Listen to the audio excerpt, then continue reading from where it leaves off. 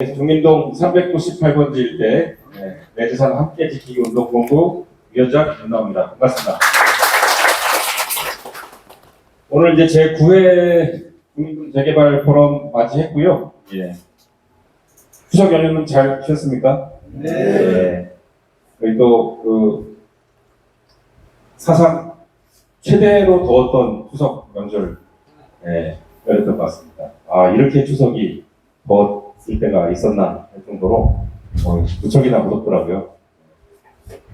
저희 중림동도 추석 연휴에 더위처럼 뜨겁게 또 달려가야겠습니다. 그래서 오늘은 대화감정평가법인의 김영식 이사님 모시고 한번 좋은 말씀 들어보도록 하겠습니다. 김영식 이사님 소개해드리겠습니다. 큰 박수 맞아주십시오. 네, 안녕하십니까. 대화감정평가법인의 김영식 평가사라고 합니다. 오늘 좀 일찍 와서 인사드리려고 했는데 성남에서 거기도 좀 이제 핫해요. 그래가지고 성남에서 2시에 또 설명회 하는데 질링 나올 정도 많이 해주셔가지고 차 버리고 지하철 타고 열심히 왔습니다. 네. 오늘 제가 지금 현재는 서울시 코디네이터로 활동하면서 우리처럼 이제 신통 관련된 신통 신청하시는 분들, 신청돼서 되신 분들 통해서 추정문단 같은 거 설명드리고, 그 다음에 감정평가 제도 이런 거 하고 있고, 건대나 동국대 같은 데서 강의도 하고 있어요. 정비사업은 한 20년 정도 했고요. 나이가 올해 49입니다. 그래서 거의 평가사 되고 나서부터 거의 이쪽 분야에서 있었습니다. 오늘 짧은 시간이겠지만 여러분들께서 이 정비사업을 하시면서 궁금하신 감정평가나 그 외의 것들을 제가 아는 선에서 제가 충분히 다 말씀드리도록 하겠습니다. 혹시 포인트는 없나요? 네. 넘겨달라고 얘기하시죠. 일단, 자, 그러면, 다 아시겠지만, 우리, 재개발 절차도예요, 절차도인데, 우리가 이미 구역 지정되고, 우린 여기를 점프해서 가는 거죠. 그죠? 직접 설립 제도니까. 그래서 점프해서 가서 여기에 와 있습니다. 지금 여기 와 있고, 이미 조합 설립 위한 분양 추정분담금 산정은 끝나서 여러분들 조합 설립 동의서 받으실 때 같이 받으신 걸로 제가 알고 있어요. 그래서 거기에는 이제 좀 불만이신 분도 있고, 만족하시는 분도 있고, 여러 가지 있을 텐데, 이 추정분담금은 실제로 우리 사업시행계획 인가를 기점으로 한 종전 종업평가가 실제로 이루어지기 때문에 다소 변동된다고 보셔야 돼요. 아주 엉터리는 아니에요, 사실은. 추정분담금이라는 건 어쨌든 여러 가지 근거를 갖고 하기 때문에 아주 엉터리는 아니지만 상당 부분 변동이 된다. 추정분담금은 여러분 댁을 가가호 방문하지 않았습니다. 그죠? 그래서 공시가격이나 건축물 대장 등을 토대로 해서 가격을 추정한 것이지 실제로 여러분들의 권리가액을 산정하는 정확한 법적 금액은 아닙니다. 그래서 여러분들이 조합설립 인가 내시고 사업시행가를 받으시면 사업시행가가 있는 날을 기준으로 해서 다시 여러분들의 재산을 평가하게 됩니다. 그 다음에 여러분들의 조합원 분양가는 분양신청 만료일을 기준으로 또 평가를 하게 되는데 이때 감정평가는 누가 하느냐? 제가 할 수 있는데 제가 할 수 없을 수도 있어요. 왜냐하면은 종전자산, 종후자산 평가를 나중에 추후에 조합에서 입찰로 선정된 평가사가 하는 게 아니라 중구청에서 임의로 2군데를 선정해서 실시합니다. 그것은 이제 조합과의 어떤 연관성 이런 거를 염두에 둘 수도 있고 여러 흔히 랜덤이라고 하죠. 그래서 그렇게 평가가 이루어져서 누가 될지는 아무도 몰라요, 사실. 그래서 사업시행가가 임박하면 조합에서 중구청에게 조만간 종전자산 평가를 평가법인을 선정해 주세요. 그러면 2군데를 선정해서 거기가 선정이 되면 인가가 나고 나서 여러분들 댁을 가가고 방문합니다. 그래서 여러분들 주택이나 상가 이런 것들 평가해서 여러분들 이제 종전자산 금액을 평가하게 되는데 일단 종전자산 평가할 때 기준은 건축물 대장에 있는 것만 평가합니다. 건축물 대장에 있는 것만. 그 얘기는 우리 집이 3층 집인데 옥탑에다가 단합해가지고 세를 주고 있어요. 그래서 세도 월 한 50만 원씩 받고 이래요. 그거는 종전재산 금액에 포함이 안 돼요. 예, 안 됩니다. 건축물 내역을 띄워보시면 우리 집은 3층인데 나는 그냥 조용히 도내산들도 가만히 있고 그래서 한 층을 더 올렸어요. 제가 세도 받고 이러려고. 그래서 한 20년 지났어요. 그렇다 하더라도 건축물 대장에 없는 면적은 포함되지 않습니다. 예. 그 다음에 또 궁금하신 게 인테리어 올수리 이런 거 하는데 그것은 현장에 와서 보고 판단을 하게 됩니다. 그래서 조금은 감안될 수 있지만 여러분이 생각하시는 건 감안되진 않아요. 대부분 갖고 계신 게 10년 전에 2천만 원 들여서 화장실 수리하고 벽지 바르려고 했는데 대부분의 인테리어는 저희가 한 10년 정도 생각합니다. 10년이 지나면 가격이 없다라고 보시면 돼요. 그래서 인테리어는 크게 감안되지 않으니까 많이 고치지 마세요. 예. 특히 왜 그러느냐 또 어차피 철거될 집인데 왜 고치느냐 그런 말들도 있습니다. 그래서 그런 부분에서는 현장에 감정평가가 나왔을 때 뭐 좀 얘기를 하고 그다음에 예전에 뭐 공사하시고 하신 영수증이나 이런 게 있으실 수 있잖아요. 근데 어떤 분들은 이렇게 흔히 말해서 가라로 써와요 자꾸. 그래서 저희는 나갔을 때 그걸 100% 신뢰하진 않습니다. 눈으로 보고 판단합니다. 그래서 그런 부분은 집집마다 조금 다를 수 있다. 다만 A가 B 집을 봤을 때 저 집이 우리 집보다 많이 나와야 될 것 같다 그러면 그 정도는 되는데 우리 집보다 덜 고쳤는데 많이 나왔다. 이렇게 되면 문제가 있기 때문에 형평성을 굉장히 추구합니다. 그래서 그 부분에서는 조금 예민한 부분도 있지만 가급적 그 형평성을 맞추려고 노력을 하고 그래서 두 군데서 평가를 하게 됩니다. 자, 그 다음에 그 전에 무슨 평가를 하냐면 정비기반시설 무상 양수도 평가라는 게 있는데 이게 뭐냐면은 우리 구역 내에 국공유지가 있어요. 근데 이거 절대 공짜로 주지 않아요. 그죠? 중구청이나 서울시나 국토부나 뭐 기재부나 이런 데서. 그래서 우리가 도로를 새로 깔아주고 기존에 있던 공원과 도로를 우리가 가져옵니다. 그래서 새로 해주는 거랑 우리가 받는 거랑 평가를 해서 새로 해주는 게 많으면 끝. 국가에서 주는 게 많으면 돈으로 토해내야 돼요. 근데 대부분 새로 해주는 게 많아요. 그래서 전부는 절대 공짜로 주지 않는다. 예, 그래서 그렇게 하고 일부 무상으로 교환 안 되는 땅들이 있습니다. 기반시설이 아닌 땅들 그런 것들은 조합에서 돈 주고 사오셔야 된다. 자, 그리고 종전자산이 끝나서 여러분이 이제 추정한 조합원 분양가와 일반 분양가를 분양 신청을 하게 되세요. 종전자산 평가가 끝나면 그러면 분양 신청을 안 하시는 분들이 계세요. 안 하시는 분들은 내가 여유도 없고 집 아파트 새로 살기도 싫고 어떤 분들은 하고 싶지만 자격이 안 되는 분도 있고 그런 분들은 어떻게 되느냐 나중에 현금청산자가 됩니다. 현금청산자. 현금청산자의 얘기는 조합원에서 나간다라고 생각하시면 돼요. 재건축은 조합 설립 동의한 사람만 조합원인데 재개발은 조합 설립 때문에 다 조합원이에요. 강제 가입제입니다. 재건축은 조합에 설립한 사람만 나중에 분양시청권이 있어요. 근데 재개발은 내가 분양시청에 조합 설립에 동의 안 하셨다 하더라도 분양시청 하실 수 있다 그 얘기입니다. 그래서 다만 분양시청 안 하면 조합원 탈퇴. 그때는 조합에서 한 분들을 선정하시고 현금 청산하시는 분들이 협의회에서 한 분을 선정하시고 서울시에서 한 분이 선정해서 세 군데서 나와서 평가해서 가중 평균해서 평균값으로 보상금액을 제시하는데요. 그게 마음에 안 들면 수용 재결, 이의 재결 가서 세 번에 걸쳐서 평가를 받아서 내 재산을 조합에게 파실 수 있습니다. 나 끝까지 안 팔고 싶은데 그러실 수는 없어요.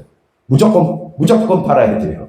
이건 공익사업이기 때문에 재개발은 무조건 팔아야 된다. 다만 가격을 산정하는 3단계를 거쳐서 평가한다라고 보시면 되고요. 그 다음에 세입자 영업손실 평가는 뭐냐면은 우리 구역 내에 있는 영업하시는 분들, 부동산, 슈퍼, 음식점 이런 분들은 사업 시행 기간 이전에 들어오신 분들에 한해서 4개월의 영업이익 보상 평가를 해드리고요. 그 금액을 받아서 그분들은 타 지역으로 이전해서 장사를 하시게 돼요.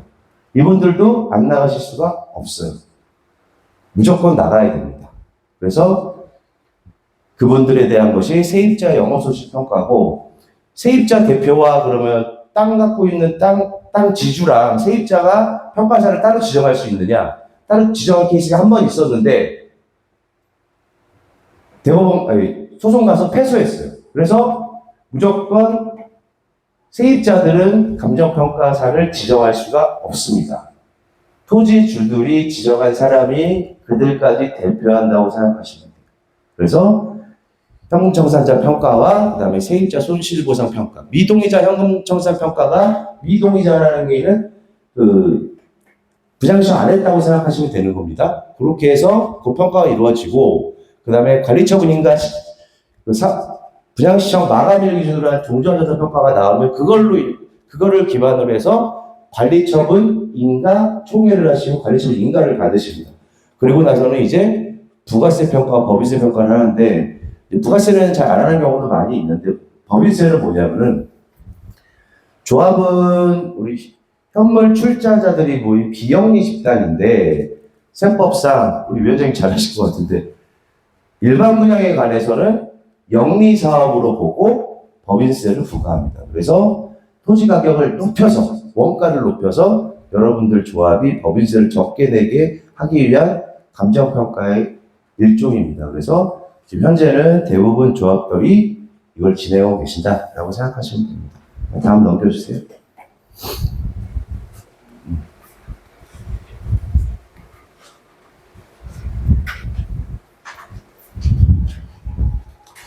자, 추정분담금을 다 받으셨으니까 추정분담금은 이 분담금만 빼면 나중에 그냥 여러분 지금 주택 내놓으시고 조합원 아파트 받을 때 분담금 생각하시면 돼요. 근데 추정분담금이라는 게 왜 생겼느냐? 예전에는 재개발 때 처음에 시작할 때는 그냥 다니면서 우리 새 아파트 지금 돈 버니까 동의해? 그래서 다 동의하셨어요. 근데 요즘은 세상이 바뀌었어요. 그래가지고 내가 어느 정도 지불해야 내가 40평을 내놓고 34평짜리 아파트를 가는데 얼마가 드는지 대충 알아야 될 거 아니냐. 알 권리를 정부에서 보장해줘야 될 거 아니냐. 그래서 최초에는 여러분 조합 설립하면서 받은 통지서에 있는 추정분담금만 있었어요. 근데 22년도에 법이 개정되면서 여러분 정비계획 수립하시면서는 안 하셨을 수도 있을 것 같아요. 안 하셨죠? 정비계획 그 전에 수립하시지 않았나요? 22년도 이전에? 지금 이제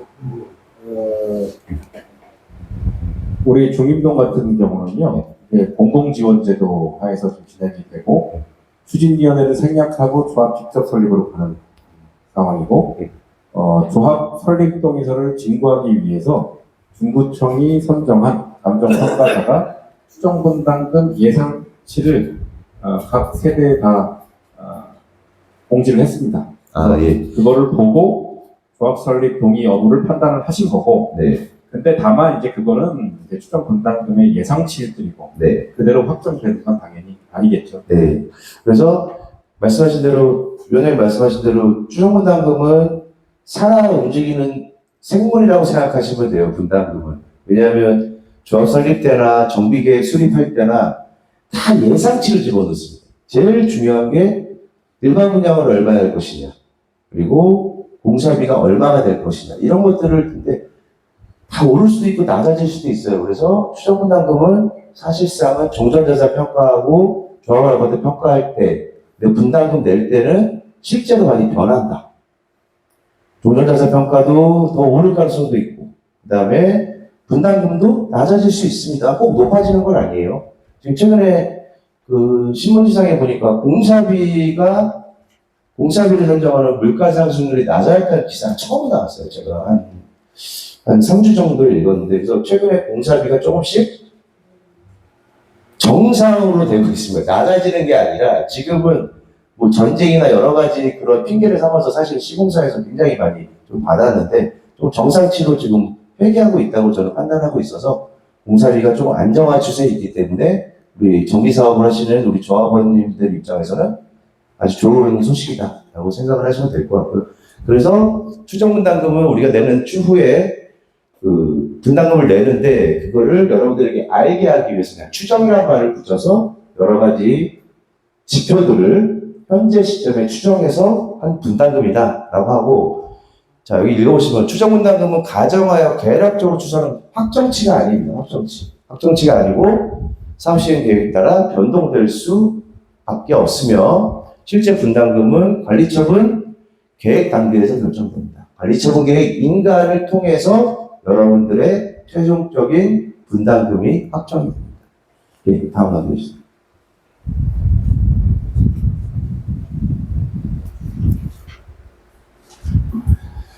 저희 추정분담금 산정하는 방식인데요. 다 받으셨으니까 일단 대부분 공시가격 기준으로 하고 총 분양 수익은 일반 분양가와 조합 분양가가 있습니다. 조합 분양가는 일반 분양가의 75에서 90% 정도를 산정하는 게 일반적이고요. 지출에서는 건축공사비가 약 70% 이상을 차지합니다. 그래서 공사비를 얼마를 책정하냐에 따라서 여러분 분담금이 굉장히 많이 변해요. 실제로 우리가 조합 설립하고 시공사 선정할 때 어떻게 좋은 시공사를 적은 가격에 잘 선정하느냐, 이게 여러분들에게 굉장히 큰 재산상의 이익을 줄 수 있는 그런 부분이다라고 생각하시면 됩니다. 그래서 비례율이라는 것은 총 수입 추산액은 여러분 조합원들에게 분양하는 조합원 분양과 일반 분양 총 아파트 상가를 합친 금액이고요. 총 지출은 공사비를 포함한 지출입니다. 그거를 여러분들 우리 중림동에 있는 주택들 다 종전자산 추정금을 나누면 비례율이 됩니다. 그래서 종전자산이 높아지면 비례율이 어떻게 되나요? 밑에가 높아지면 비례율이 떨어져요. 이게 낮아지면 비례율이 올라갑니다. 그래서 종전자산 금액은 여러분들 분담금에 크게 영향을 미치진 않아요. 왜냐하면 우리는 비례율과 종전자산을 합친 금액을 권리가액이라고 합니다. 권리가액. 여러분 다 받아보셨을 거예요. 권리가액이 중요합니다. 권리가액. 그래서 종전자산은 공평하게 여러분들에게 평가만 해드리면 돼요. 아주 공평하게. 그래서 비례율은 이런 산식으로 됐고, 아마 우리 분양시청 조합설립 동의서 받으시면서 이런 산식도 다 받아오셨을 거예요, 아마. 그래서 요거는 이렇게 진행된다라고 보시면 될 것 같고요. 다음 넘겨주세요. 이것도 제가 하도 왜 이 얘기를 많이 썼냐면은, 제가 이제 우리처럼 직접 설립 제도가 아닌 추진위원회를 만들거나 정비계획을 수립하는 구역에 가시면 종전자산, 종우자산, 분담금 갖고 말씀을 많이 하세요. 그래서 어머니, 아버님 이거 변합니다. 이거 지금 그거 갖고 너무 신경 안 쓰셔도 됩니다. 이거는 지금 시점인데 아파트 값이 오르면 일반 분양가가 높아지면 우리 수입은 늘어나는 것이고, 시대에 따라 변하고 여러 가지에 따라 변하는데 지금 이거 갖고 너무 이렇게 매몰되시면 안 돼요라고 말씀을 드리는 이유가 많이 변하기 때문에. 실제로 제가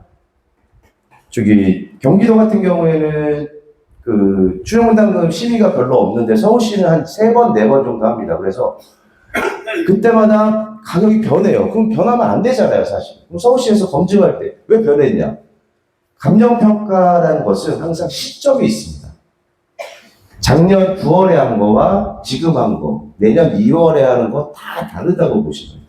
그래서 시기에 따라서 가격은 변동되고 물가도 변동되고, 가격과 물가의 총합체가 우리 분담금인데 이걸 신도 아닌데 이걸 어떻게 미리 다 100% 추정하겠습니까? 그죠? 반드시 변한다. 머릿속에 꼭 각인하고 계셔야 돼요. 지금 내가 이거 받았는데 분담금이 2억이 나왔는데 2억을 줄 수도 있습니다. 물론 늘 수도 있지만 이건 변한다고 생각하시면 돼요. 자, 그래서 변동될 거고, 제가 여태까지 수없이 평가를 해봤지만 한 번도 변하지 않은 적이 없었다. 예. 그 다음에 어떤 지역은 시기를 잘 만나서 분담금이 3억 내냐 했더니 아파트값이 많이 올라가지고 일반 분양을 실제로 3,500 하려고 얘기하고 있었는데, 서울에 있는 천호동에 있는 구역입니다. 분양가 상한제 대상 지역이어서 3,500에 분양을 할 거라고 생각하고 수지를 짰는데 분양가 상한제가 폐지가 되어버렸어요. 그래서 일반 분양을 4천만 원씩 했어요. 조합원 분담금이 7천만 원씩 들었어요. 실제로. 불과 작년에 일어난 일입니다.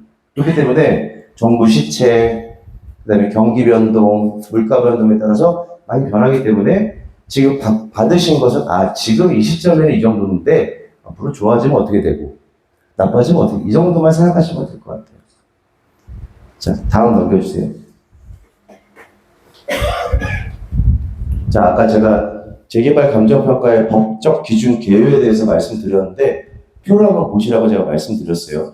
자, 구청장이 선정 계약한 2인 이상인데 대부분 2인이 합니다. 2인의 감정평가 법인이 종전자산을 언제 시점으로 사업 시행 계획인가 고시가 있는 날로, 그 다음에 종후자산은 분양신청 만료일 기준으로 감정평가를 해서 납품을 하게 됩니다. 한 군데서 1,000만 원하고 옆에서 950만 원 하면 975만 원으로 받으시는 거예요. 그게 평균에서. 자, 감정평가 기준은 토지는 우리 구역에 있는 표준지 공시지가를 사용해서 시가로 고정을 해서 평가를 합니다.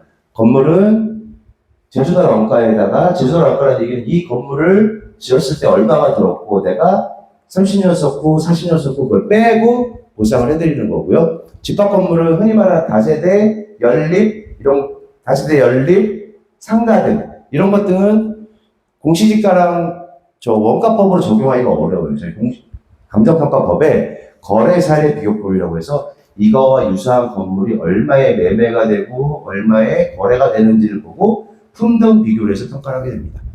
자, 그 다음에 종후자산은 일단 인근에 있는 아파트를 기준으로 하되 우리가 원가가 얼마 들었나를 가정해서 평가를 합니다. 그러니까 우리가 비용이 이만큼 들어, 조합원 분양가는 원가 분야이거든요, 사실은. 원가 분야. 그래서 투입 원가를 고려해서 거래사례 비용과 같이 평가를 하게 됩니다. 자, 감정평가 시기는 제가 말씀드렸듯이 사업 시행인가 이후 나고 나서 바로 조합원 분양 시청 전에, 조합원 분양 시청 하시기 전에는 확정된 우리 집 가격을 알고 계신 거예요. 그 당시에는. 왜냐면 종전자산 평가가 끝나니까. 그리고 종후자산 평가는 분양 시청이 끝나고 나서 관리처분계획 수립 이전에 납품이 됩니다. 자, 통지. 여러분이 통지되는 거는 분양 신청하라고 말씀드릴 때 여러분의 추정분담금 나오고 있는 것처럼 종전자산 추정 종전과세 나오잖아요. 이때는 실제 종전자산 금액이 나온다고 생각하시면 돼요. 사업 시행인가 이후에 종전자산 평가하고 그 이후에 이거 받으신다라고 생각하시면 됩니다. 자, 그리고 다음 넘겨주세요. 다음 페이지가 있었나요? 요거는 이제 그 종전자산 때문에 말들이 많으셔서 제가 이제 하나를 하는 건데, 종전자산은 오르면 제가 비례율이 떨어진다고 그랬어요. 그죠? 그거는 서로 상반된 작용을 하기 때문에 우리 조합에서 여러분들 분담금을 가장 줄이기 위해서는 가장 무엇이 중요하냐? 이 수입을 늘려야 돼요. 근데 조합 분양가 아파트를 늘리면 여러분들이 싫으시잖아요. 그죠? 일반 분양을 비싸게 받아야 된다. 일반 분양을. 그리고 총 비용을, 이건, 우리 초등학생들 알겠죠? 들어가는 돈을 줄여야 돼요. 들어가는 돈을 줄이려면 방법은 두 가지입니다. 좋은 품질의 적은 돈으로 우리 공사를 해주거나 용역을 해주는 업체를 뽑던지, 또 한 가지가 우리 구역에서 가장 많이 드는 비용 중에 하나가 이자예요, 이자. 여러분들 사업할 때 돈 안 내시잖아요. 그죠? 다 빌려서 하는 거예요, 사실은. 뭐, 은행에서도 빌리고, 그 다음에 시공사에서도 빌리고, 이 이자가 지금 엄청나게 많습니다. 그러면, 아까 뭐 분담금 늘어나신 거 앞에서 설명드렸는데, 뭐, 조합장이 바뀌시고, 시공사가 뭐, 못 들어가게 해서, 1년만 시간이 더 지체가 되면 내 분담금은 뭐 2, 3천씩 늘어난다고 보시면 이자가 엄청나게 많습니다. 그래서 개발 사업의 관건은 일반 분양 높게 하고 비용 줄이는 거. 근데 뭐 우리가 좋아하는 대형 시공사, 건설사에서 왔는데 우리 마음처럼 가격을 안 불러줘요. 예를 들어서. 그 중에서 선택을 해야 돼. 그건 이제 어쩔 수가 없는 거잖아요. 우리 입장에서는. 그러면 우리가 제가 가장 할 수 있는 비용 줄이는 방법은 빨리 하는 겁니다. 빨리. 남들보다 빨리. 남들이 조합 설립해서 사업 시행까지 2년 걸렸으면 우리 1년 반 만에 하면 6개월 이자가 주는 거죠. 그 다음에 사업 시행까지 관리 처분 가는데 우리 구역 사람들끼리 분열이 일어나지 않고 한 데로 딱 모여서 동의율 잘 나와서 빨리빨리 진행하면 그 이자가 생각보다 엄청 크세요. 그래서 어떤 데는 12, 3년 걸리는 데는 분담금이 최소 그 이자 따지면 뭐 억 단위라고 생각하시면 돼요. 그래서 여러분들이 가장 비용을 줄이기 위해서 하셔야 될 것은 어떤 분이 우리 조합의 리더가 되든지 어쨌든 단결해서 빨리 동의율 올려서 시간을 단축하는 게 우리 분담금 줄이는 길입니다. 자꾸 좀 서로 그 불만이 있고 마음에 안 드는 부분이 다 있잖아요. 근데 우리 공통의 목적은 빨리 좋은 아파트 지어서 돈 조금 내고 들어가는 게 우리 재개발 조합원들의 공통의 목표인데 그 외의 걸로 자꾸 분쟁이 일어나고 시간이 지체되면 사업 이자가 눈덩이처럼 불어납니다. 지금 같은 고금리 시대에. 그래서 제가 항상 우리 그 정비구역에 있는 사업장에 계신 분들은 설명할 때는 빨리 하셔라.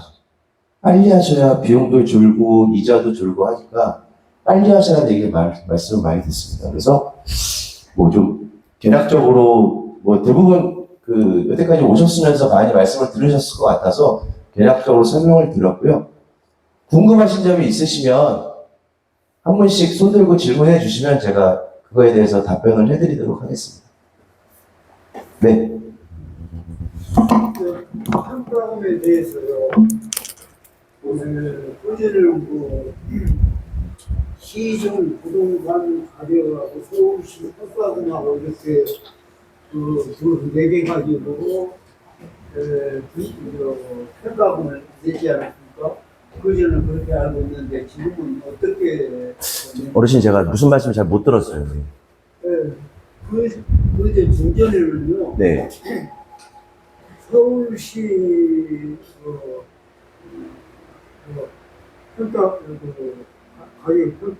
평가금이 있지 않습니까? 네. 그리고 구청에서 아까 좀 방금 말씀드린 구청에서 해가지고 이렇게 해서 이긴다는데 지금은 어떻게 지금 도정적으로 많이 바뀌었지 않습니까? 아, 네. 예. 그래서 그것을 말씀해 주시오. 지금은 뭐 예전에는 제가 말씀하신 게 정확히 어떤 건지 모르겠는데 지금은 중구청에서 두 군데 선정하세요. 그래서 그분들이 다니시면서 이제 여러분들 집값을 평가해서 그것을 평균한 금액으로 우리 조합원들에게 다 통지합니다. 그래서 지금은 현재는 구청에서 뽑은 두 군데 평가법인이 평가하신다고 생각하시면 돼요. 아니, 두 군데서 평가한다는데요. 네. 시에서 부동산 가격에서 시에서 이 부동산 만약에 주민동에 500건이다. 500건이 매매가 된 것 아닙니까? 네. 매매된 거가 그거 합산해서 그전에는 그렇게 알고 있는데 일단 뭐 시가랑 어느 정도 되냐 그 말씀하시는 거예요? 네. 그 재개발 종전자산 평가는 시가 감정은 아니에요. 외부에 있을 때 다른 분들이 인정하는 금액은 아니고 우리 중림동 398번지에 있는 조합원들끼리만 통용되는 금액이에요. 그래서 시가와 아주 100% 일치하지는 않습니다. 시가보다 예전에는 대부분 좀 낮게 했는데 최근에는 시가의 거의 95% 이상 육박한다고 저는 보고 있어요. 뭐 사람에 따라 좀 틀리긴 하지만 그래서 종전자산 평가의 가장 큰 중요한 점은 전체적인 높고 낮음도 중요하지만 개별적인 토지 소유주들 간의 차이를 정확히 구별을 해서 평가를 해야 돼요. 예를 들어서 우리 집은 8m 도로에서 차가 다니는 길에 있는 집인데 우리 집은 평당 예를 들어 1,000만 원에 평가했는데 저 안쪽에 골목에 차 못 들어가는 집이 1,200원에 평가가 됐어요. 그거 잘못된 평가예요. 그거 제가 우리 어린 말이요. 바로 그 말입니다. 지금 선생님이 지금 방금 말씀한 것이 저는 도로변에 바로 있고 네. 꼭대기 있는 것은 지금 현재 종전 평가금이요. 그것 거기에는 4천만 원대가 나오고 여기 밑에 도로변 쪽에는 제가 알면 때는요 3,300만 원꼴로 나왔습니다. 평당. 예. 그것이 예. 이제 말도 안 되지 네, 않습니까? 우리 어르신 말씀하신 거는 네. 결국은 이제 종전자산 가격 평가할 때 토지나 건축물의 감정 평가가 구체적으로 어떻게 되느냐 하는 질문이신 것 같은데요. 일단은 여기 나와 있는 것처럼 토지는 개별 공시지가, 건물은 주택의 경우에 공동주택 공시가격을 참고해서 각 토지나 건물의 어떤 그 지리적인 위치, 현황, 이용 현황 이런 것들을 감안해가지고 평가가 되는 걸로 그렇게 알고 있습니다. 변호사님 맞죠? 예, 그 어르신께서 이제 그 서울시에서 이제 추정 분담금 말씀하시는 것 같은데, 그거는 현장을 돌아다니고 한 게 아니에요. 지도로 보고 한 거라서, 아까 말씀드린 개별 공시가는 잘못될 수도 있어요. 저거는 서울시에서 중부 쪽 공무원들이 컴퓨터를 산정하는 겁니다. 개별 공시가는 사람이 산정하는 게 아니에요. 그렇기 때문에 오류가 있을 수 있다. 그 오류가 난 것을 기반으로 해서 분담금이 선정되면 잘못될 수도 있겠죠. 제가 여러분들의 추정 분담금을 다 본 게 아니기 때문에 다른 분야 한 것을 잘 됐다 잘못됐다 말씀드릴 수는 없는데, 개별 시가는 오류가 있을 수 있어요. 그래서 어르신 말씀대로 나보다 못한 집인데 더 받았다고 하는 경우도 있을 수 있습니다. 근데 실제로 종전자산 평가가 이루어지면 그런 경우는 없다고 보시면 돼요. 다 일일이 집마다 다니고 판단하고 하기 때문에 그때는 여러분들에 대한 그런 상대적 그 차이가 생기는 것을 방지하기 위해서 2달, 3달 평가합니다. 그래서 그 부분이 사실이고 뭐 어르신만 생각하시는 게 아니라 다른 분이 말씀대로 그렇다 하시면 실제 종전자산 평가할 때는 수정될 거라고 생각됩니다. 저도 궁금한 게 좀 있는데요. 예를 들면 A 필지가 있고 B 필지가 있단 말이에요. 네. A 필지가 B 필지보다 개별 공시지가 더 높습니다. 네. 그런데 실제 감평사분들이 현장 실사를 하고 봤을 때 A 필지가 아니라 B 필지가 더 가치가 높다라고 평가가 될 수도 있는 거예요. 네. 왜냐하면 개별 공시지가는 뭐를 기준으로 하느냐, 우리 구역에 땅이 100필지가 있으면 표준지 공시지가라고 저한테 평가사가 와서 하는 게 있어요. 여기 100만 원, 여기 110만 원 이렇게 했는데 이 개별 공시지가를 어떤 표준지 공시지가를 갖고 와서 거기에서 도로 비교하고 이런 거 비교해서 하는 건데, 얘는 이거를 갖고 와서 하고 얘는 이걸 갖고 와서, 얘는 좀 비싼 거예요. 근데 이 필지가 못해요. 예를 들어서 B필지가 개별공시가 높을 수도 있어요. 근데 감정평가를 받는 이유는 그럼 개별공시가로 다 종전자산 산정하면 되지 굳이 평가받을 필요가 없잖아요. 그런 오류가 있기 때문에 실제로 다니면서 평가를 하기 때문에 개별공시가가 높다 하더라도 실제로 더 받을 수 있는 경우도 있습니다. 개별공시가는 절대적인 기준은 아니에요. 추정분담금 할 때는 이거 뭐 저희 구청이든 아니면 추진위원회에서 하든 저한테 한 3주 만에 해오라고 그래요. 3주 만에 제가 어떻게 오늘 다 했습니까? 그죠? 공시가 갖고 시가 봐서 비율을 때려서 가는 거기 때문에 추정분담금은 그러한 약간 그 시간적, 그 다음에 현장 소열 안 하는 어떤 그런 물리적 그 오류가 생길 수밖에 없다라고 생각하시면 돼요. 그러면 이제 개별 공시지가도 이제 매년 정부가 이제 국토부가 조사를 해서 발표를 하지 않습니까? 네. 그러면 이제 별도의 이제 열람 기간과 이의 신청 기간을 두는 걸로 알고 있는데 네. 그 기간이 도과를 해서 그대로 확정이 됐어요. 네. 그러면 아까 말씀드린 A 필지와 B 필지의 개별 공시지가는 차이가 나는 대로 확정이 된 거잖아요. 네. 그거를 그대로 두고 감정 평가만 달리할 수 있는 거예요? 아니면 개별 공시지가 자체를 또 수정할 그건 별개입니다. 개별 공시가를 바꿀 수 있는 것은 매년 1월 1일과 분할합병된 6월 1일밖에 바꿀 수 없고요. 말씀하셨던 이의시청 기간에 소유자가 이의시청을 하셨는데 그 이의시청 내용이 타당할 경우에는 높여주든 낮춰주든 변동을 하는데 이유가 없을 때는 기각을 시킵니다. 그래서 개별공시지가의 산정 방법과 저희가 감정평가하는 거는 별개다라고 생각하시면 돼요. 물론 이제 대부분의 개별공시지가가 잘못되어 있지는 않아요. 서울은 거의 대부분 맞는데 개별공시지가가 높다고 해서 반드시 이 집이 높아야 되는 이퀄 같다라는 개념은 아니라는 거죠. 그래서 개별공시지가는 별도의 문제고 감정평가는 완전히 별도의 문제라고 생각하시면 돼요. 자, 그러면 만약에 A 필지가 B 필지보다 개별 공시지가가 높았는데 네. 종전자산 가격 평가는 B 필지가 더 높았다면 네. 그 평가 결과를 토대로 그 이듬해에 A 필지와 B 필지에 대한 개별 공시지가 수정을 요구할 수가 있나요? 예.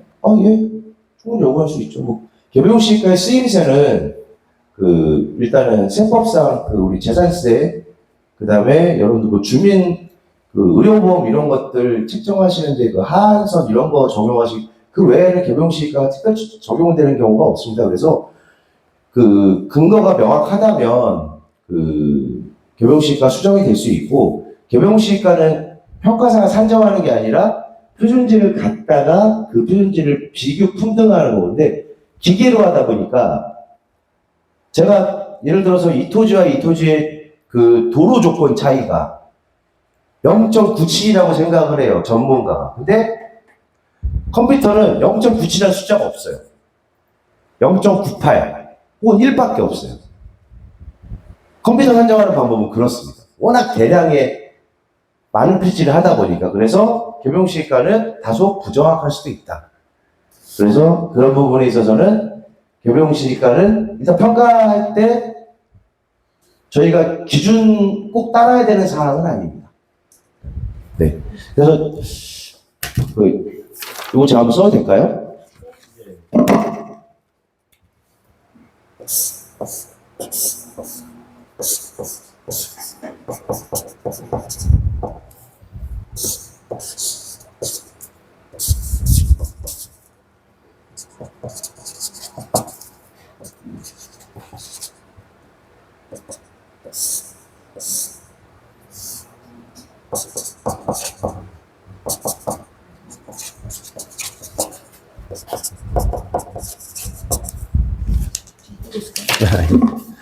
여기 보시면 제가 설명해 드릴게요. A 토지는 코너집이에요. 코너. 얘는 B는 붙어 있고 C랑 D는 얘네를 개별공시지가 산정하기 위한 표준집이에요. 근데 얘는 120만 원이고 얘는 100만 원이에요. 이 집은 컴퓨터가 얘를 끌어다 써가지고 도로 조건이 좋으니까 105만 원이 됐어요. 근데 이 집은 컴퓨터를 끌어다 썼더니 이 집을 갖다 썼는데 110만 원이 됐어요. 얘가 높죠? 개별공시지가 5만 원? 근데 평가할 때는 얘를 더 평가합니다. 이런 게 개별공시지가와 평가의 오류라고 생각하시면 돼요. 얘를 만약에 개별공시지가 산정할 때 얘를 갖다 썼으면 얘가 100만 원이 되거나 그랬을 거예요. 그러면 아무 문제가 없을 텐데 개별공시지가 산정할 때 이걸 갖다가 B를 산정하다 보니까 이런 문제들이 좀 생기는 거예요. 이거를 평가사들이 가서 검증하고 많이 하는데 너무 많기 때문에 다 잡아내기가 어려워요. 그래서 이런 케이스를 말씀드리면 근데 실제로 평가받는데 개별공시지가가 얘가 높으니까 얘를 높게 평가하면 안 되겠죠? 평가는 실제로 여러분의 권리가액이 확정되는 것인데 10,000원이 비싸든 20,000원이 비싸든 이 집이 높아야 되는 거는 대한민국 사람 100명이면 다 알 거예요. 그죠? 그래서 이런 문제가 생겼을 때는 종전선 평가할 때는 바로 잡는다 라고 생각하시면 됩니다. 대답이 되셨나요, 어르신? 근데 저는 한 가지 더 궁금한 게, 자, 개별 공시지가도 사실상 감정평가사분들이 어쨌든 수행을 하시는 거고, 그거를 국토교통부가 다 검증을 할 텐데, 말씀하신 것처럼 이런 명백한 사안에 있어서 비필지가 공시지가가 더 높게 나오는 경우가 많이 있나요? 서울은 그렇게 많지 않은데 이런 경우가 종종 있고요. 제가 추정문 점검하면서 이런 거를 갖고 저한테 문의하시는 분들이 꽤 있어서 종종 있습니다. 지방은 틀린 게 굉장히 많아요. 서울은 나는 틀린 게 없는데 하다 보면 이거 도면을 이렇게 펼쳐놓고 보거든요. 근데 이거를 저희가 다 볼 수가 없어요. 그래서 이런 어떤 오류 아닌 오류들이 종종 있다라고 생각하시면 돼요. 그거를 죄송합니다. 근데 그거를 제가 최근에 올해 제가 이의 신청한 사람이에요. 왜냐면은 제가 연락할 수 있는 사이트가 있어요. 그래서 우리 집 동네를 다 열람을 했어요. 예. 그리고 개별 동시지가를 한번 다 따져보고 그 차이를 계산했어요. 근데 네. 우리 지금 B 쪽에 있는 집이 우리 집하고 똑같아요. 네. A하고 비교했을 때 A는 이제 위쪽 길이 있고 B도 양쪽에 있단 말이에요. 저희는 가운데 있고. 예.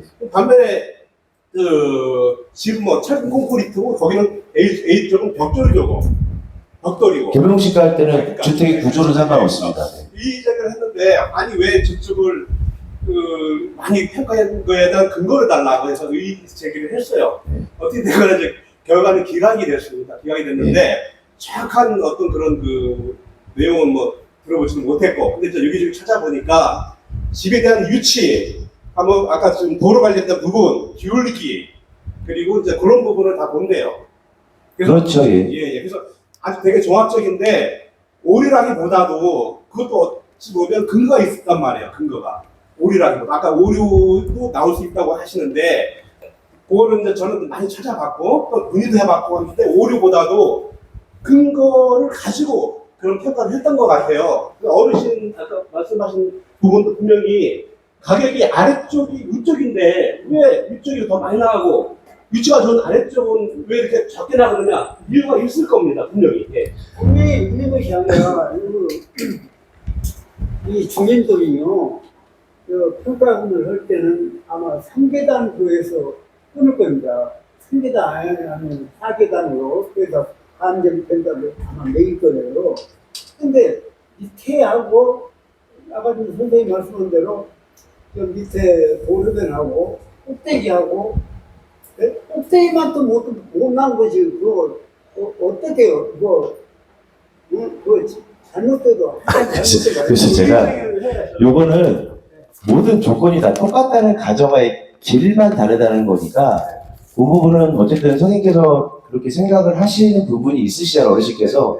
그러면 그게 맞다면 실제 감정평가할 때는 바뀔 겁니다. 그러니까 뭐 땅 높이 차도 있고 여러 가지 모양, 땅은 또 모양이 중요하거든요. 모양도 있고 한데 그런 거를 다 차지하고 지금은 요것만 딱 봤기 때문에 이런 거를 말씀을 드리는 거고 토지의 가격을 결정하는 여러 가지 요소들이 많은데 그 부분은 제가 그 추정분담금이 잘 됐다 잘못됐다 말씀드릴 수는 없잖아요. 그래서 실제 감정평가를 하게 되면 거기에 대해서는 이제 평가사가 나오면 여쭤도 보시고 거기에 대해서 이의가 있으면 이의도 종합사무실 가서 얘기하시고 하면 어느 정도 해소가 될 수 있는 부분이 있다. 그러니까 지금 거 갖고 너무 심각하게 받아들이실 필요가 없다라고 말씀을 드릴게요.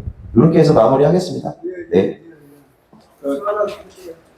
지금 제가 이제 건축물 대장에 이제 3층으로 되어 있는데요. 네. 근데 이제 지금 이제 그 건축물 대장에 지하 2층 1, 2로 되어 있어요. 근데 실질적으로 제 집이 지하가 아니고 그냥 1, 2, 3층이거든요. 지하 땅으로 묻힌 데가 하나도 없어요. 근데 이제 그게 건축물 대장에는 지하 1층, 1층, 2층으로 되어 있단 말이에요. 그랬을 때 그 지하로 되어 있는 거는 감정평가가 적게 나오잖아요. 지하는 평당. 도로가 뒤에도 있고 앞에도 있으세요? 네? 집이 도로가 앞에도 있고 뒤에도 있으세요? 이쪽 봤을 때는 지하고 이쪽 봤을 때는 1층이겠네요? 그냥 전부 다 그냥 조금 평지에서 저기 막 언덕이지만은 묻힌 데가 없어요.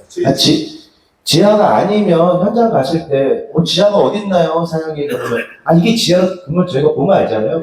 지하가 아니면 지상으로 평가합니다. 건축물 대장은 지하. 건축물 대장에는 지하여도 실제 이용 현황이 1층과 거의 유사하면 1층으로 평가가 되나요? 저희 상가 같은 데 가보면 지하 1층 되어 있는데 1층에 있는 상가들이 많이 있어요. 이렇게 단이 있어서 이쪽에서 보면 지하인데 여기서 보면 1층이에요. 근데 이게 메인 도로예요. 그래서 건축법상 어디를 기준으로 지하가 되는지에 따라 틀린데 그렇다고 해서 이게 지하로 팔리지 않습니다. 그죠? 1층으로 팔리기 때문에 저희가 봤을 때 조금 묻혔는지 아니면 완전히 진짜 1층인지 그 다음에 반지한지 가서 보면 그 부분은 판단될 수 있고 건축물 대장상에 있는 것은 면적 구조 층수는 가서 보면 되니까 면적 구조는 어떻게 숨길 수 없잖아요. 근데 벽돌 쪽으로 해놨는데 거기다가 막 많이 발라놓으시고 막 이러는데 건축물 대장을 하는 이유는 그런 어떤 리모델링이나 건축법에서 허용하지 않는 그 승인을 받지 않고 고친 거에 대해서는 인정하지 않겠다 그런 얘기입니다. 그래서 효수는 가서 보면 뭐 달라질 수 있으니까요. 뭐 걱정하지 않으셔도 될 것 같아요.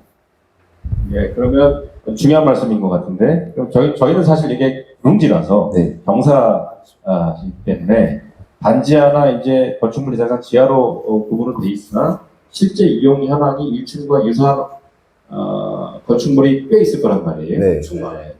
그런 것들은 그러면 건축물 대장상으로는 지하로 돼 있지만 1층으로 평가될 가능성이 있다. 네, 그 현장을 제가 봐야 될 거 알고 있고요.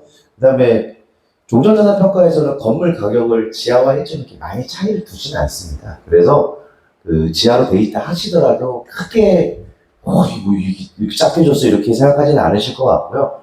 지하와 1층의 구분은 대부분 이렇게 도로가 있고 뒤에 도로가 있어서 아마 1층 지하가 이렇게 구분될 경우가 많이 있는데 현장 나와서 보고 아니, 어디가 지하에 있나요? 지하실 어디 있나요? 물어봤을 때 이게 이게 1층이네요 라고 그렇게 하시면 1층으로 인식을 하고 감정평가를 할 겁니다. 그래서 그거는 그때 현장 조사에 가서 결정이 될 문제다 라고 말씀을 드립니다. 그런 주택이 지금 이게 우리가 언덕지에 많이 있으니까 그것은 소유자분들께서 각자 감정평가사가 나왔을 때 다 항상 그러고 바쁘다고 집 비우시면 안 돼요. 꼭 감정평가사 조합에서 며칠 몇 번까지 하면 꼭 하시면서 하고 싶으신 말씀 이런 거 다 하셔야 돼요. 그래야지 나중에 그게 가만히 되고 물론 이제 여러 가지 말씀하신다고 100% 가만되진 않아요. 평가사들은 중림동 398번지 소유자들의 토지 건물 가격을 평가할 때 가장 중요하게 생각하는 게 제가 아까 형평성이라고 말씀드렸잖아요. 형평성. 그래서 모든 분들에게 형평성을 하려고 노력을 하기 때문에 근거가 없거나 혹은 어떠한 개인 한 분만 더 잘되게 평가 솔직히 말씀드리면 저 어디 평가한다고 전화가 야 우리 이모가 거기 사는데 야 전화하지 마라. 우리 그런 거에 큰일 나요. 그래서 그런 어디 구역이야 끊어라 이렇게 얘기하니까 그런 부분은 안심하고 어떤 평가사도 다 그 부분에는 명확하게 형평성을 기한다라고 생각하시면 될 것 같습니다. 하나만 더 여쭤보겠습니다. 좀 중요한 이슈라서 아까 그 개별 공시지가에 상관없이 평가가 가능하다. 가능하다라고 말씀하셨는데 그렇게 되면 실제 이용 현황 대비 개별 공시지가가 낮았던 필지 소유주는 감정평가, 종전자산 가격평가를 통해서 상승되는 억울한 부분이 해소되는 부분이 있을 수 있겠으나 네. 기존의 개별 공시지가가 높았던 필지의 소유주는 상대적으로 불이익을 받는 거잖아요. 그런 거에 대한 뭐 구제 절차나 이의신청 절차가 있나요? 추정 분담금은 여러분들의 조합 설립 동의와 여러 가지를 위한 보조적인 장치이기 때문에 이거에 대한 구제 절차는 없습니다. 그리고 말씀드렸듯이 제가 중림동에 얼마나 그런 케이스가 있는지 모르겠는데 이게 100만 원이라고 칠게요. 105만 원인데 A 소유자는 B랑 자기는 가격이 한 20% 차이 난다고 생각하세요. 근데 B는 혹시 길 하나 더 있지 뭐 20% 차이 나 뭐 한 3%나 차이 나 이렇게 토지 소유자마다 자기 땅에 대한 생각이 틀리세요. 그러니까 상대적인 박탈감이 없을 수가 없어요. 이 5만 원 차이라도 5만 원 차이가 안 나고 5% 차이가 아니라 2% 차이가 날 수가 있고 10% 차이가 날 수가 있어요. 그럼 이제 상대적인 박탈감이 오죠. 왜 이 땅보다 내가?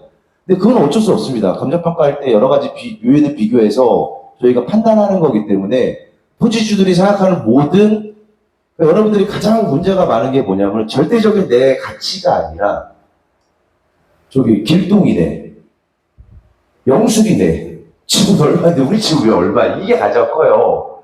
비교하면서 이제 문제가 생기는 거거든요. 근데 경영시가 거꾸로 돼 있는 경우도 있을 수도 있고요. 그 다음에 이 차이가 5%인데 10% 차이 날 수도 있고 2% 차이 날 수도 있습니다. 근데 그것은 종전자를 평가하는 사람들이 여러 가지 토대를 갖고 공정하게 평가한다 생각하시면 되고요. 일단 우리 위원장님께서 말씀하신 그런 구제 절차 이런 것은 없습니다. 그리고 종전자산에 내가 불만이 있다. 법적으로 이의시정 절차가 없어요. 그럼 나는 종전자산에 불만이 있으면 어떻게 하냐? 분양신청을 안 하지. 그 방법밖에 없어. 실제로. 안 그러면 이 종전자산을 근거로 한 관리처분 인가에 대한 취소소송을 하지. 그러니까 이게 쉬운 건 아니죠. 그죠? 그러니까 도정법에서는 어떻게 취지냐? 네 가격이 마음에 안 들면 팔고 나가라. 뭐 그런 취지예요. 제가 보니까 이의시정 절차가 없는 걸 보니까. 그래서 조합에서 임의로 이의시정 그 부양시정 받으면서 서면으로 뭐 제출을 하시는데 그럴 때는 어떡하냐? 어떤 경우가 있냐면은 건축물 대장이 실제로 나는 그 증축 신고를 해서 3층이 50제곱미터가 늘어났는데 그 구청에서 이걸 반영을 안 했어요. 따져요. 그래서 야, 나 뭔 소리냐? 건축물 대장 잘못됐다. 그래서 건축가 가서 얘기하면 정정해 줍니다. 건축물 대장을. 그래서 그렇게 되거나 아니면 면적이 오기가 있거나 이런 경우에는 수정이 가능한데 단순히 길동이네 집보다 우리가 싼 이유가 뭡니까? 이런 것은 실제로 허용되기가 좀 어렵다라고 생각하시면 됩니다. 그럼 공식적인 이의 신청 절차는 없습니다. 예. 없나요? 예. 네. 굉장히 중요한 내용인 것 같습니다. 조정법 어딜 찾아봐도 종전자산 평가에 이의가 있는 사람이 제기할 수 있는 방법이 없고 빠져나갈 방법은 분양 신청을 안 한다. 예. 아니면 그 종전 분양 신청을 하고 그 종전자산으로 근거로 된 관리처분 계획을 취소하는 소송을 구한다. 그 외에는 뭐 도정법에서는 특별히 그거에 대한 이의신청 절차를 두고 있지는 않습니다. 예, 또 질문 있으십니까? 네. 상가 세입자 같은 경우는 네. 아까 평가하는 게 영업 매출의 4개월도 네. 정도가 나간다 하는데 상가에 있는 사람들은 자기 원리금도 보상해줘야 되고 그런 자들 네. 일단 우리는 도정법으로 진행을 하는데 재개발은 공익사업이에요. 공익사업이라는 건 뭐냐면은 공공을 위한 사업입니다. 그래서 현금 청산은 어디로 넘어가느냐? 토지보상법이랑 법으로 넘어가요. 토지보상법에 넘어가면 거기에 세입, 그러니까 토지보상법 뭐냐면은 우리 재개발 안 하고 우리 집 앞으로 길이 나요. 길이 나면 보상해 주잖아요. 그 소송하면 내 땅 안 뺏길 수 있나요? 무조건 뺏겨요. 재개발도 마찬가지. 무조건 뺏긴다고 보시면 돼요. 공익사업이기 때문에. 그래서 토지 소유자에게는 건물과 토지를 보상해주고 세입자에게는 4개월치 영업이익이라는 것은 총 버는 비용에서 총 버는 수익에서 비용을 뺀 금액. 그리고 또 뭘 해주냐? 인테리어. 인테리어. 내가 언제 3년 전에 여기 들어오면서 인테리어 얼마에 했고 뭐 이런 것들에 대한 인테리어 비용. 그 다음에 이전비. 이런 거 이제 이전해서 다른 사업장으로 이전하는 이전비. 광고 선전비. 새로 해야 되니까. 그런 것들을 보상해 주는데 권리금이라는 것은 법적으로 보상 항목에는 없습니다. 근데 권리금이라는 것은 어쨌든 인테리어도 권리금에 포함되잖아요. 그죠? 우리 뭐 가게 얻을 때 뭐 이거 후투랑 얼마 했고 뭐 이렇게 말씀드리니까 그런 것들에 대한 비용을 평가에 넣어주기 때문에 어느 정도 보전은 되는데 뭐 아주 장사가 잘 되는 집인데 내가 권리금 5억을 주고 들어왔는데 그런 것은 보상이 안 됩니다. 네. 그런 것은 보상이 안 되고 그 다음에 야, 나 이거 여기서 그만두면 딴 데 가서 장사 못한다. 폐업 보상이라고 해요. 폐업 보상. 재개발하면서 폐업 보상을 인정한 경우는 거의 없습니다. 그래서 세입자들은 4개월치 영업이익, 그리고 이전비, 광고 선전비, 내가 쓰고 난 남은 인테리어 가격, 요 정도 받고 여기를 떠나신다. 그것도 사업시행인가 인가 후에 들어오신 분은 안 돼요. 사업시행인가 이전부터 계속 인적, 물적 시설을 갖추고 장사를 하신 분만 돼요. 근데 장사하는 데가 아니야. 예를 들어서. 있는데 뭐 무슨 개인 사무실이고 손님도 왔다 갔다 안 해요. 그런데 영업보상 안 해줘요. 영업보상은 손님이 왔다 갔다 하면서 실제로 물건을 파는데 그런 데만 해주는 겁니다. 예. 되셨어요? 네. 예, 또 질문. 그러면요. 네. 세입자는 4개월 평균으로 주잖아요. 예. 그럼 집주인은 혹시 줍니까? 임대인 입장.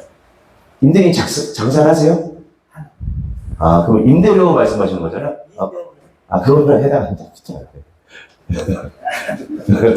저하고는. 마지막으로요. 그럼 이제 일반적인 단독주택이 아니라 부상복합주잖아요. 예. 부상복합 상가지. 예. 그런데 1층은 상가, 2, 3층은 또 주택으로 될 수가 있잖아요.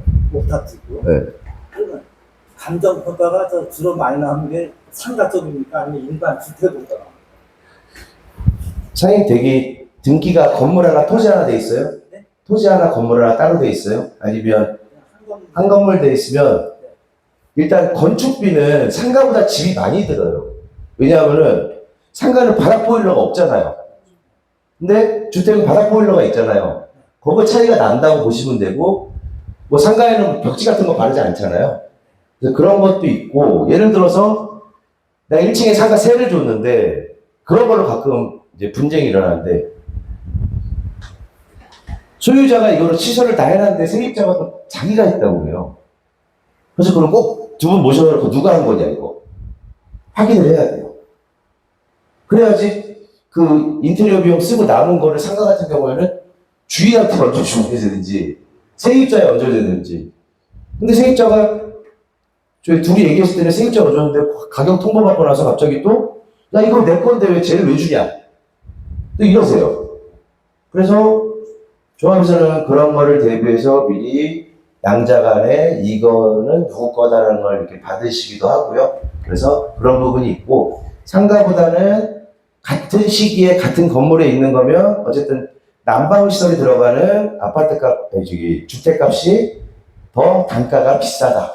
예, 상가는 인테리어 한 거에 임대 주셨으면 세입자와 소유자 간에 누가 하셨는지를 확정 지으셔야지 된다.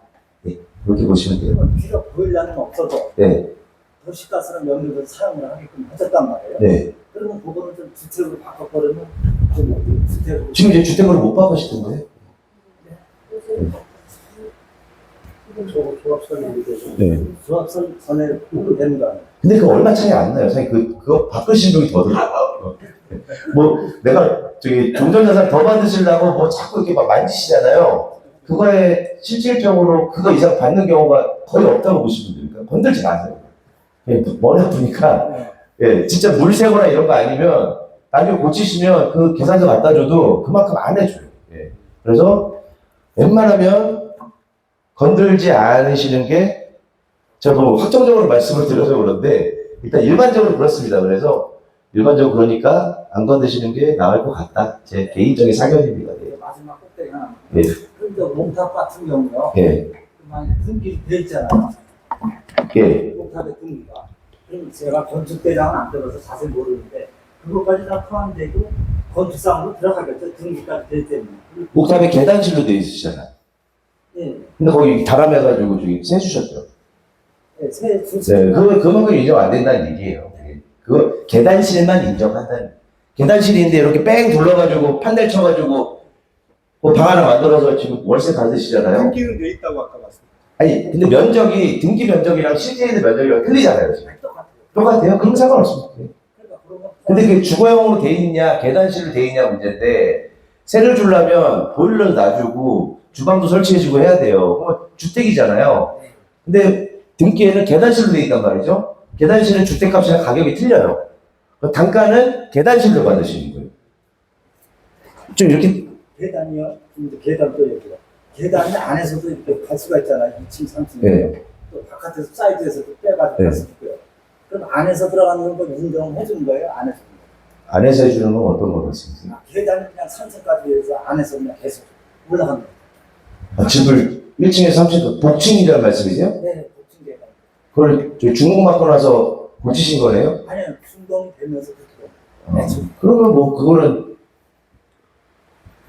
근데 가격이 큰 차이는 별로 없어 보이는데 예. 또 그 흔히 하는 게 저기 옥탑에 있는 그 계단실을 주택으로 전용해 쓰시는 건데 그거는 계단실로 가격이 산정된다고 보시면 돼요.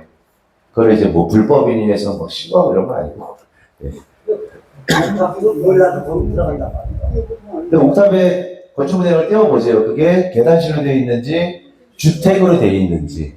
주택으로 되어 있으면 주택인데 계단실로 되어 있는데 우리 사장님께서 고치셔가지고 월세다 주시고 아니면 뭐 저기 뭐 누구 아는 사람하고 살라고 그러고 이렇게 하면 주택은 아니다. 예. 주택값으로 종전자산 가격이 평가되지 않는다. 그걸 말씀드리는 겁니다. 예. 제가 네. 뭐 한 가지만 더 물어보겠습니다. 10년이 넘었는데 물탱크 자리예요. 네. 물탱크 자리를 개조해갖고 4천만 원을 들여서 방을 들였어요. 옥탑이에요. 이 옥탑에. 예. 그 방을 들여갖고 세를 받고 살았는데 옆집에서 이제 신고하는 바람에 신고가 들어갖고 벌금을 이제 10년째 내고 있어요. 네. 뭐 그런 것도 있습니다. 벌금을 그때 저희 법을 안 지키시는 분은 보호가 안 됩니다. 죄송합니다. 예. 아니 근데 그 벌금을 예. 그 구청에다 지금 내고 있거든요. 형님 월세는 받으세요? 월세를 받고 있어요. 그럼 벌금 내는 것보다 좀 나으시죠? 좀 남. 예, 그러면 그래서 법을 지키지 않는 거는 건축물 대장 기준, 토지대장 기준에 한다는 얘기는 법대로 법에 있는 대로 평가하겠다 그 얘기입니다. 그래서 뭐 사기 경우는 제가 안타깝긴 한데 뭐 이런 분들이 한둘이 아니에요. 사실 저희 어머니도 제가 집이 저기 도남동인데 그렇게 하셨고 그렇게 해서 잘 아는데 그런 부분은 전혀 인정을 받을 수가 없습니다. 그래서 누가 그러더라고요. 벌금을 10년 이상씩 내는 거에 대해서는 네. 보장을 좀 받을 수 있다. 그럼 사장님 좀 월세 받으시는 것도 좀 해야 되죠. 그래서 어쨌든 건축물 대장상에 있는 거와 다르게 있는 거는 그거는 안 돼요. 예. 종전자산 평가할 때 얘기해요. 여러분들 저기 평균청산할 때는 또 내용이 틀리고요. 종전자산 평가할 때만 그렇습니다. 평균청산할 때는 그런 부분이 인정되는 경우도 있습니다. 불법적으로 불법 이런 말 좀 죄송한데 또 법에 허가받지 않고 한 부분도 인정받는 부분이 있는데 종전자산 평가할 때는 인정이 안 된다. 그냥 그렇게 생각하시는 게 제일 속 편해요. 괜히 뭐 그거 갖고 와서 자꾸 찌짜 붙고 뭐 이러봐야 조합에서 들어주지도 않고 평가자들이 꿈쩍도 안 해요. 괜히 힘만 드시니까 그냥 건축물 대장이 있는 거 그거 기준한다라고 생각하시면 편할 것 같습니다. 네, 하나만 더 여쭤보겠습니다. 지금 우리 감정평가 법인은 중구청이 선정 계약한 2개를 이제 하게 되잖아요. 그 구청장이 선정 계약한 2개의 감정평가 법인에 대해서 조합이 이의를 제기하는 절차가 있나요? 제가 알기로는 없습니다. 왜냐하면 서울시 조례에 의해서 입찰을 통해서 정해지기 때문에 그걸 제척하는 방법은 없다고 보고 제가 그렇게 된 경우로 케이스를 본 적은 없습니다. 그러니까 뭐 어느 데가 와도 잘 할 건데 기하면